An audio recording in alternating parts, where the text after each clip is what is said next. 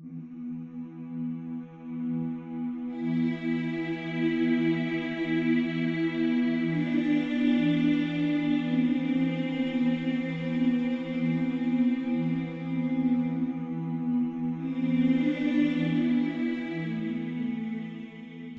everyone.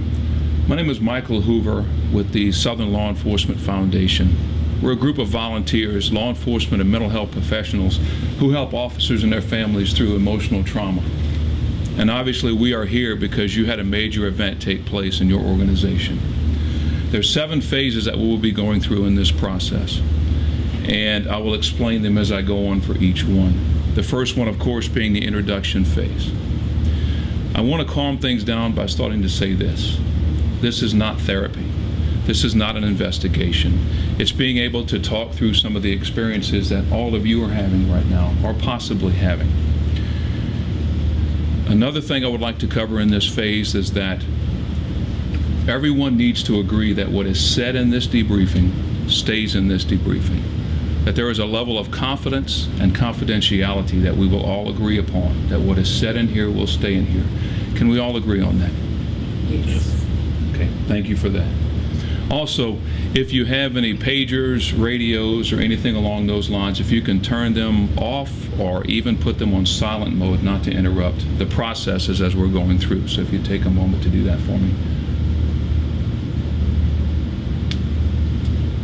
Again, this is not an investigation. It's a way to help deal with some of the emotional trauma that maybe has taken place in your life recently. There'll be 7 phases in this process.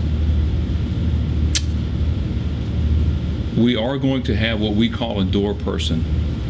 In other words, if you have to get up to go to the restroom, or you have something that calls you out of this room, the door person will be assigned to you so they can explain to you where we are in the process.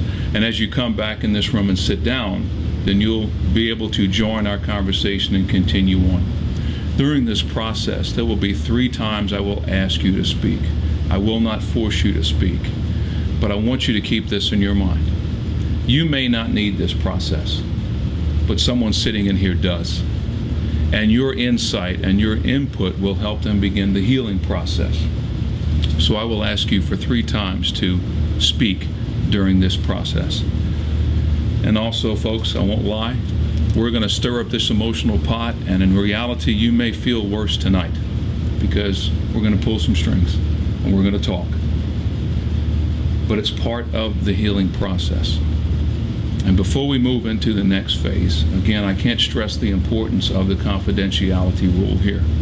Now, you know who I am. I would like to find out who you are and also have an opportunity for you to meet our team members. So I'm going to start to my left and ask everyone to introduce themselves and tell us who you are. I'm Stacy Durante, and I work for Caddo Sheriff's Office, and I'm in dispatch. My name is Joel Patterson. I'm also with the Southern Law Enforcement Foundation. I work for Baton Rouge Police Department. My name is Jackie Winston. I work for Caddo Sheriff's Office, and I was on patrol when the call was dispatched. My name is Bart Leger, and I'm coming here with Southern Law Enforcement Foundation. I'm from Calcasieu Parish, work as a counselor and a traumatic stress specialist. My name is Rick Ferris, and I was working patrol on the south side that night. I'm Corporal Robert Elliott, also with Southern Law Enforcement Foundation, work for Shreveport Police Department. The next phase is simply called the fact phase. Obviously, we weren't with you that night. But in order for us to understand your perspective and where you're coming from, I'm going to ask that you start pre-incident, maybe 30 minutes before the event took place, and walk us through step by step of your involvement in this particular event. So again, I will start to my left and ask you to begin. I was dispatching last Saturday night, and it had been real busy, and we've been shorthanded, so everybody was kind of irritable and on their toes. I had a 911 call that came in, and the lady was screaming and hollering, fighting with her husband. And at that time, it was just verbal, but he was trying to take her kids. And she hung up, but none of the information came over the Annie Alley on the computer, so it was probably from a cell phone. And at that time, she had hung up. I didn't know how to call her back, so we just went about our business. A few minutes, she called back, and he was hitting her, and it was physical at that point. He had taken the kids, put them in the truck. He was trying to leave with them. She was screaming and hollering. He took off. So at that point, I put a bolo out, and Rick said he was in the area. So I gave him the description of the vehicle and everything, and he wasn't too long, 3 or 4 minutes maybe, and he came over the radio and said that he had the vehicle in sight. And the next thing I know, Jackie said she wasn't far behind him. The next thing I know, Jackie started screaming on the radio that shots were fired.